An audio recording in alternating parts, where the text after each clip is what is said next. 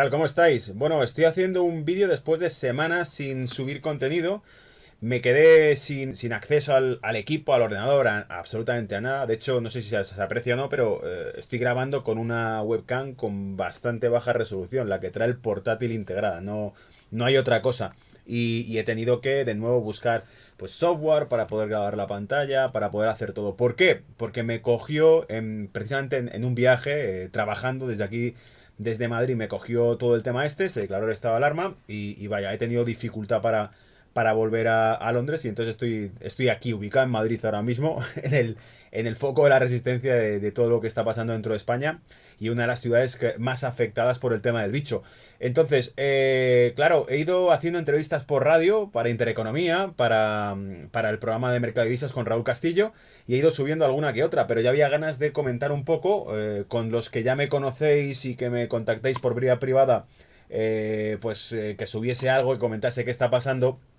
Pues bueno, he ido guardando material, pero he estado bastante liado con temas del propio trabajo, tratando de actualizar el acceso que tengo a las redes. Y bueno, creo que el resumen de lo que está ocurriendo, me gustaría llamarlo algo así como un jaque mate. En realidad, un jaque mate. ¿Y por qué un jaque mate? Pues porque si os fijáis, lo que está ocurriendo, paradójicamente, está haciendo... uno, que lo que aparentemente era algo que afectaba a China y que muchos se lanzaron a decir que el tema del bicho iba a o se producía por un ataque de Estados Unidos contra China para destruir su economía y su industria, en realidad lo que ha ocurrido parece ser más bien al contrario, que esa recuperación milagrosa que está teniendo China, ¿cómo solventó un problema como este China, un país con una población de más de 1.000 millones de personas y apenas 3.000 y pico civiles muertos por el tema del bicho? Mientras que otros países con 60 millones de personas, como es el caso de Italia, llevan por más de 10.000.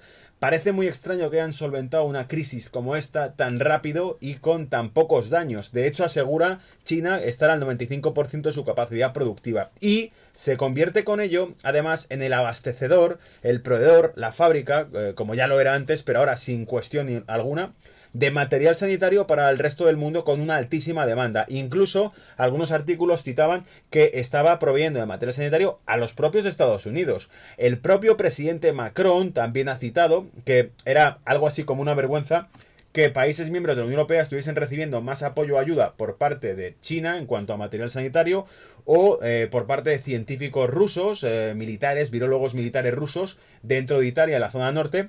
Ese tipo de ayuda venía por parte de China o de Rusia en vez de venir de los países miembros de la Unión Europea o de sus propios aliados, como podría ser el caso de Estados Unidos. Aunque Estados Unidos, por ejemplo, se ha prometido ayuda sanitaria, cuanto menos al Reino Unido, que ya le ha garantizado que le podrá suministrar pues, respiradores y demás material. Entonces, tal como está esto, mi perspectiva ¿cuál es? Que en realidad todo esto conduce a un lockdown, un cierre de Estados Unidos, pese a que Donald Trump quería evitar esto. De hecho, la postura que tomó incluso el primer ministro de Reino Unido era algo similar, ¿no? Trump dijo más o menos algo así como que el cierre o la paralización económica de toda la economía norteamericana provocaría más muertes que el propio virus. Es decir, el hambre, las revueltas que puedan surgir provocarían más muertes que el propio virus. Buscarlo porque ya hay incluso alguna noticia que otra que habla de revueltas que estarían ocurriendo, de pequeños asaltos a locales comerciales, supermercados en el sur de Italia. En el sur de Italia, que además no es una zona que esté especialmente castigada por el tema del bicho. Sin embargo, está ocurriendo porque al forzarles a un lockdown habrá gente en economías periféricas con una economía sumergida bastante alta. Esto quiere decir zonas económicas de la Unión Europea donde no se caracterizan por unas relaciones laborales o económicas abiertas y reguladas, sino que más bien es que se paga en B. Se pagar en B quiere decir que se paga en dinero que no cotiza, dinero que no contribuye, dinero que no paga impuestos y que difícilmente es justificable. Pues si esa es la vía de ingresos de un porcentaje X de este tipo de poblaciones, en el momento en que se produce un cierre oficial sobre el trabajo oficial que se realiza, la cuestión está en que todo aquel trabajo que no consta para el Estado que se esté realizando no es cubierto por las ayudas del Estado y por lo tanto ese tipo de gente pasa de unos ingresos cero. ¿Qué va a hacer entonces? Salir a la calle quizá, ir a coger la comida por la fuerza si no tienen dinero, ¿vale? Y es una de las cosas que vimos. Uno de los tweets, creo que leí en nuestros artículos americanos, hablaba de que había lanzado una amenaza un padre con su hija, comía una tostada, una rebanada de pan con un poco de Nutella, diciendo que si su hija le faltaba esa rebanada de pan con Nutella, él saldría a las calles a por la comida.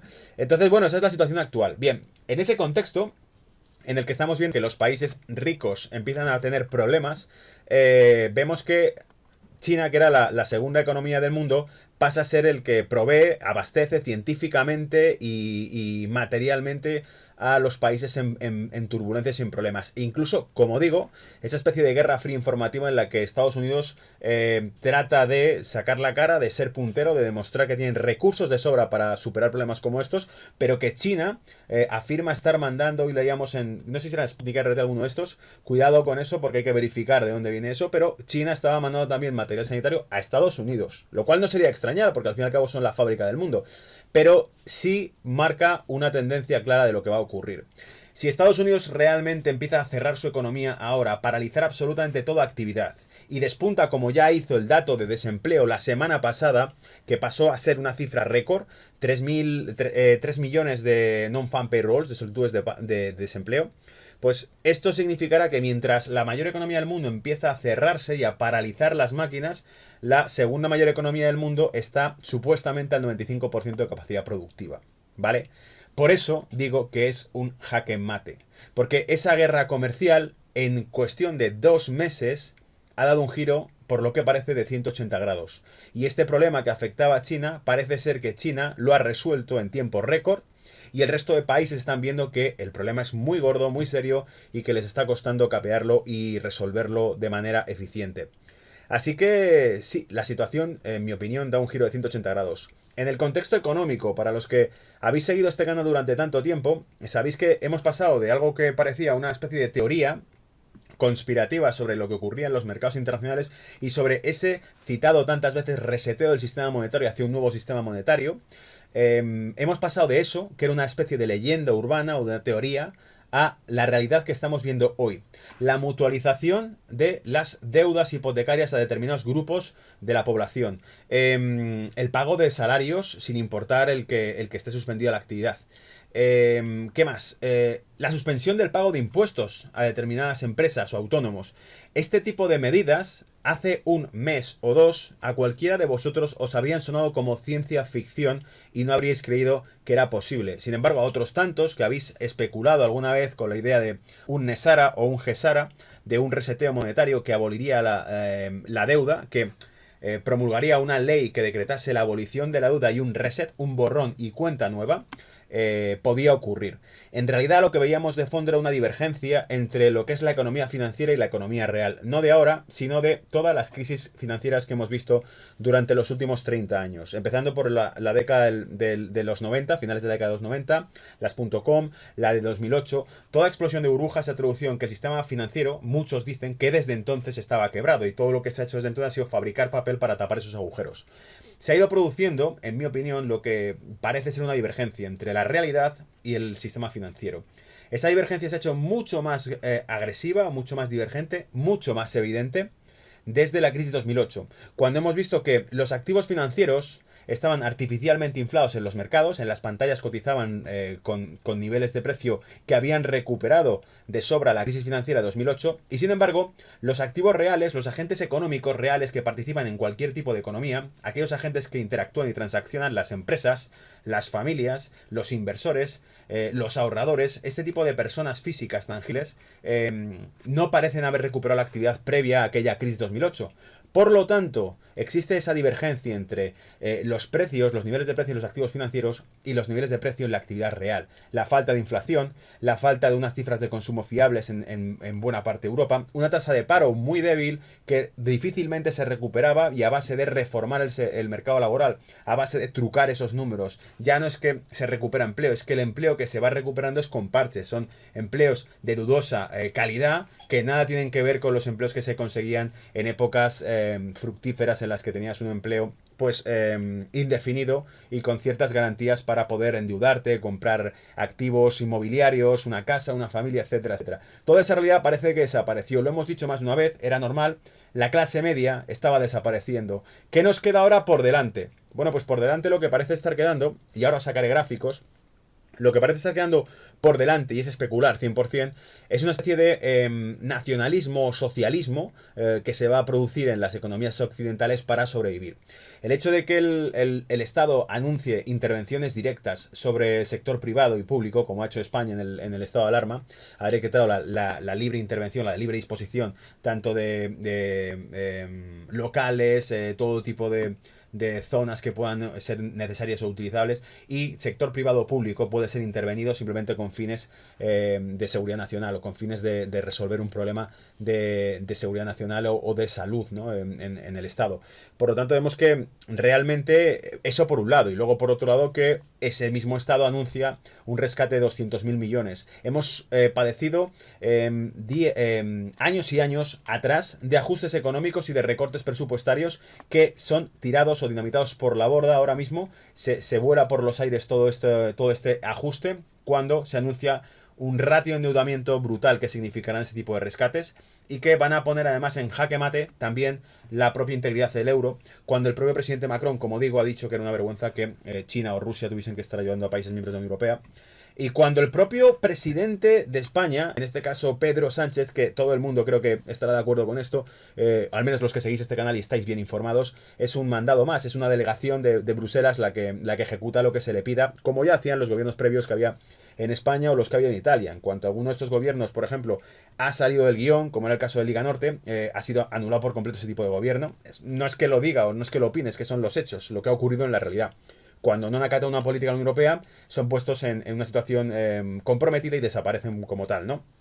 Ocurrió también con Grecia. Entonces no es que Liga Norte sea de derecha, es que Grecia, siendo de izquierdas, también presentó una serie de propuestas, de alternativas, y fue evidentemente destronado el ministro de Finanzas de ese gobierno, y el gobierno acató todo lo que se le pidió, incluso en peores condiciones de las del propio rescate que habían rechazado. Entonces, como esto es una realidad, lo que estamos viendo es que incluso, insisto, países como España, han dicho el propio presidente, tengo por aquí anotado más o menos lo que ha dicho, pero ha dicho, incluso los países proeuropeos como España necesitan pruebas de un compromiso de la Unión Europea.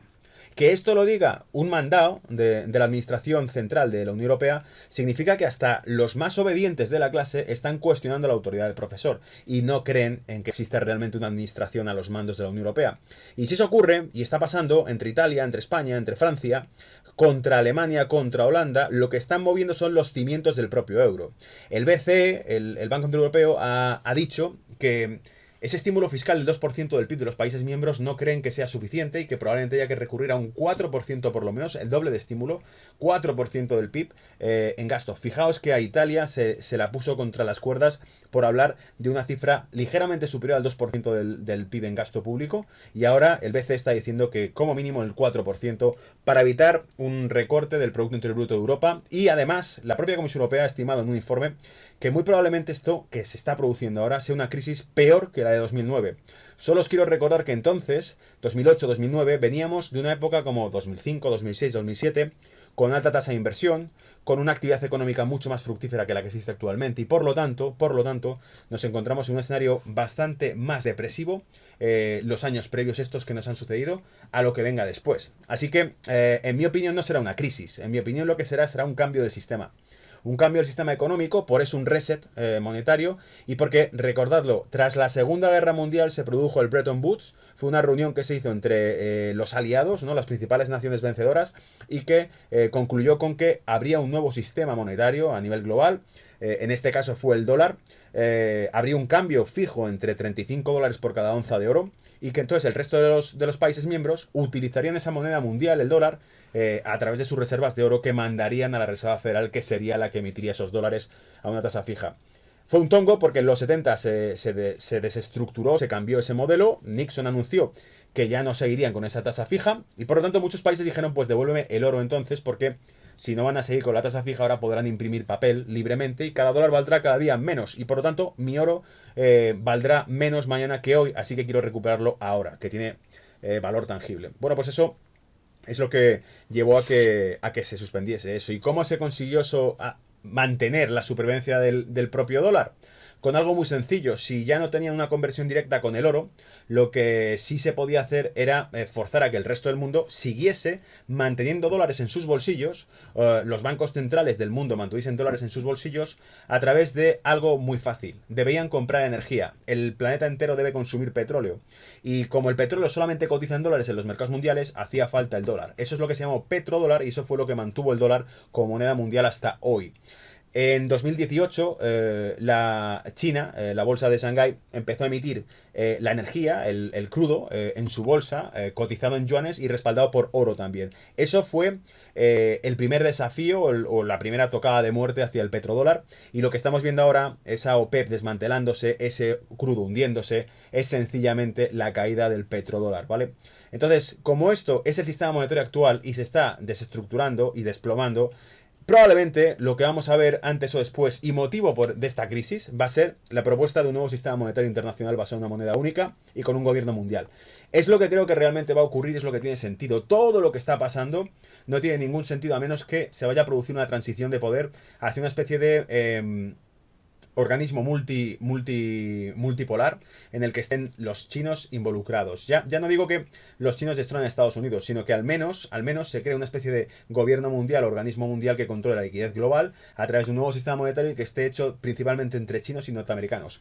Esa va a ser la alianza probablemente que mantenga o que establezca los cimientos financieros y económicos del mundo a partir de ahora y veremos cómo poco a poco la introducen, ¿vale? Bueno, eso es todo, que no es poco. La reflexión que he hecho, que espero que os sirva, porque llevaba semanas sin hablar del tema y porque, a excepción de la radio, que son 10 minutos, pues no sé lo que llevaré aquí hablando. A lo mejor, ¿cuánto llevo? 16 minutos hablando. Bueno, pues esa es la visión que tengo de lo que está sucediendo. Podría profundizar más, ¿vale? Pero en vez de eso os voy a enseñar los gráficos que he ido trayendo.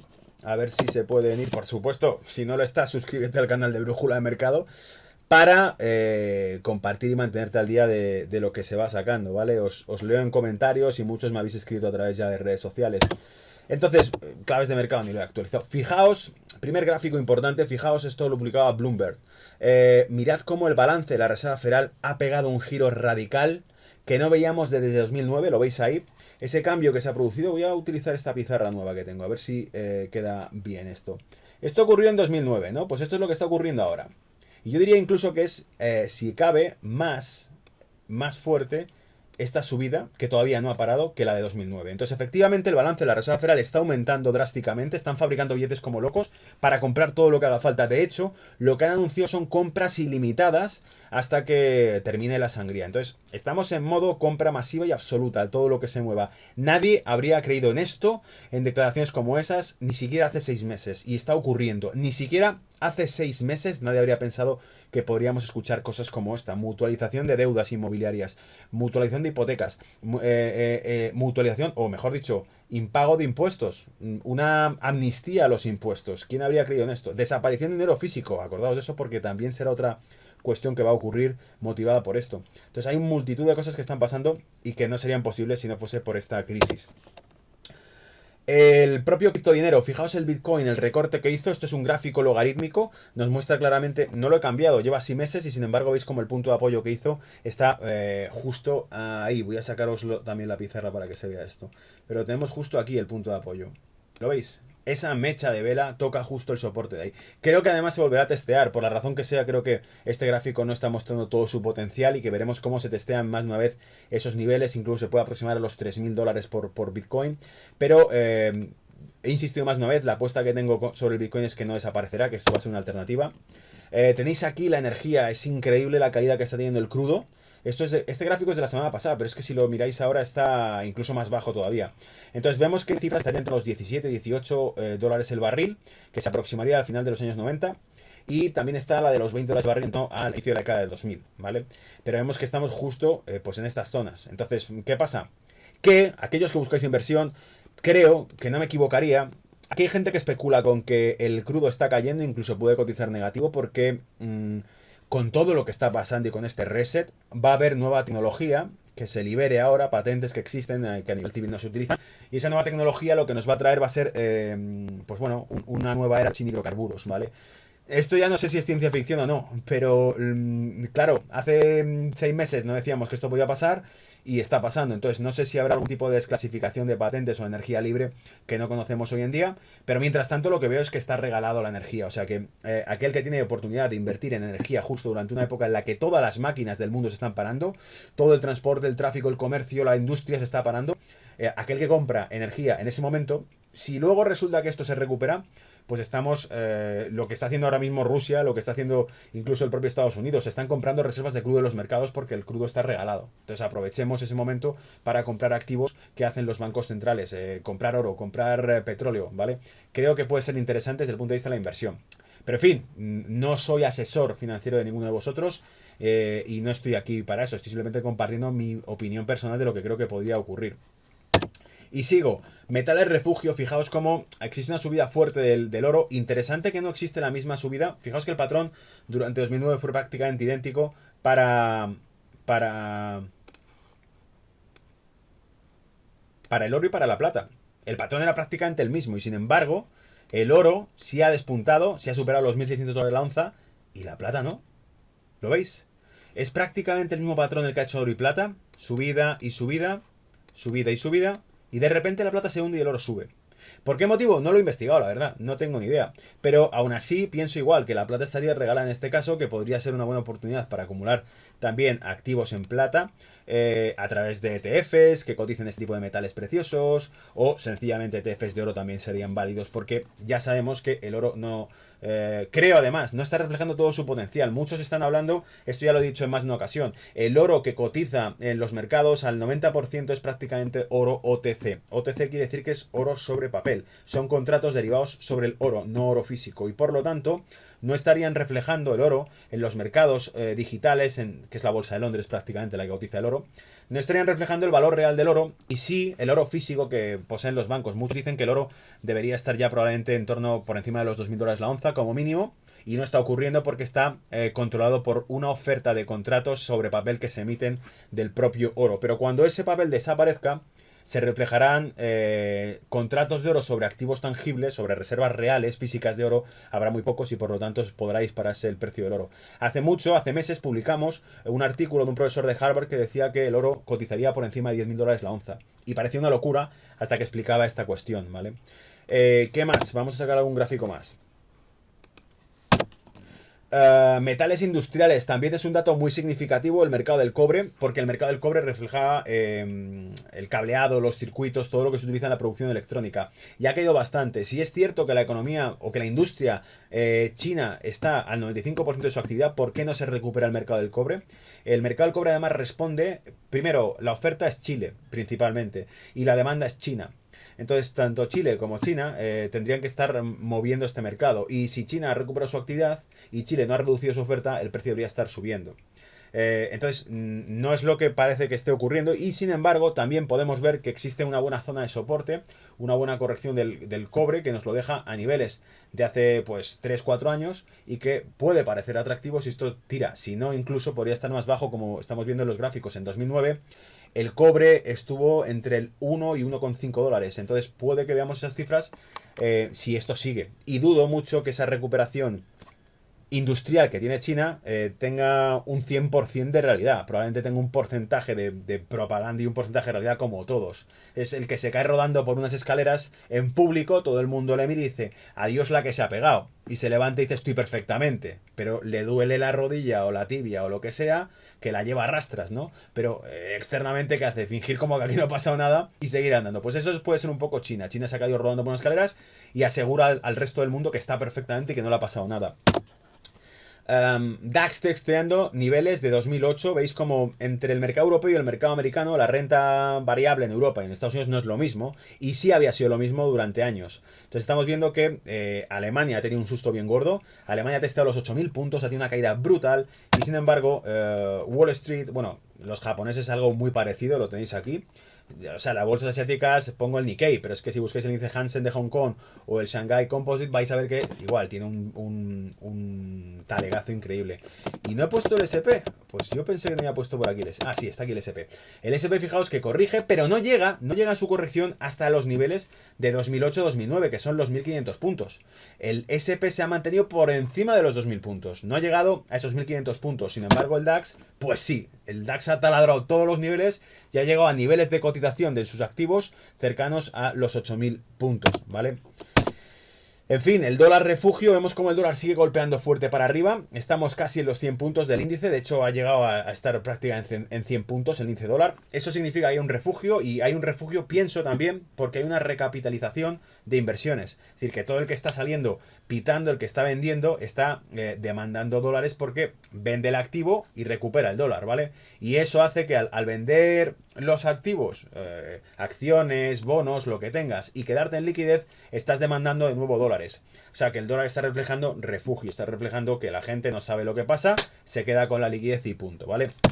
Y bueno, aquí venía, sencillamente busqué, porque me pareció algo interesante, un grupo, serie de ETFs, para aquellos que no tradeáis, pero que sí invertís, un grupo de ETFs que tengan energía. Pues aquí tenemos un listado que he sacado de esta web, etf.com, a través del screener, he buscado filtrado directamente por energía y los que mayor capitalización tienen. Tenéis ahí el, ¿cómo se llama este? USO es el ticker, United States Oil Fund, Commodity Energy Crude Oil. Y este en concreto cotiza a través de US Commodity Funds, y tiene pues una capitalización de 2.2 billones de dólares, o sea que es el más grande que hay. A partir de ahí para abajo podéis ir siguiendo a través de quién es su issuer, quién es el emisor de ese tipo de fondos, si Barclays y tal, si cual. Pero claro, aquí muchos vais a entrar en la paranoia. ¿Y el sector financiero será intocable o lo volarán por los aires también? Si eso ocurriese, pues te tienes que fiar de que algunos bancos que están emitiendo este tipo de ETFs sean solventes, ¿vale? Y ahí ya no puedo ayudaros porque ni siquiera yo sé lo que va a ocurrir con el sistema financiero a nivel global. Lo mismo para oro, ETFs de oro, tenéis ahí muchos, el SPDR Gold Trust, que además asegura que tiene su oro físico. Es una de las cosas que cuentan en el fondo, es que su oro solamente es un buy only, long only, que se llama, que son ETFs cotizados, fondos cotizados, que únicamente mantienen posiciones alcistas en el mercado. Esto quiere decir que solo compran oro, no se ponen bajistas en el oro. Y compran y compran y compran, y cada vez que tienen oportunidad compran más oro. Y tiene una de las mayores reservas de oro, una capitalización activa. Asset Under Management, como veis ahí, el AUM es 49,98 billones de dólares. O sea, es el más grande. A partir de ahí, listado para abajo, podéis ver unos cuantos. ETFs industriales y metales. Aquí tenéis los metales industriales que igual estarían de capa caída, sencillamente porque la actividad económica se ha paralizado y se va a paralizar más aún con Estados Unidos. Así que igual serían fondos con grandes caídas que en teoría al salir de este túnel recuperarían mucha más liquidez porque los mercados se reactivarían. O sea, volverían a demandar gasolina para los barcos, para los aviones, para los coches, volverían a demandar consumo de metales y de inputs para la industria que tiene que volver a fabricar cosas, y por lo tanto ese tipo de bienes subirían de precio y el rendimiento, los retornos que conseguirías en ese tipo de inversión serían más altos. Eso es todo, tampoco es que haya hecho mucho más, ¿vale? Creo que más bien este vídeo era para reflexionar y comentar con vosotros cómo está el tema. Ni siquiera puedo poner la pantalla completa porque no tengo varias pantallas como habitualmente tengo, y con un solo portátil esto es todo lo que puedo hacer, ¿vale? Espero que os haya gustado la reflexión. Decidme qué pensáis en los comentarios, compartid si realmente estamos viendo un reseteo monetario, si no lo estamos viendo, o si realmente cuál creéis que va a ser el futuro de todo esto. ¿Habrá una recuperación en V o estamos asistiendo a un reset global y vendrá un nuevo sistema monetario con un nuevo gobierno mundial y una nueva moneda mundial? ¿Vale? Os espero. Cuidaos. Chao.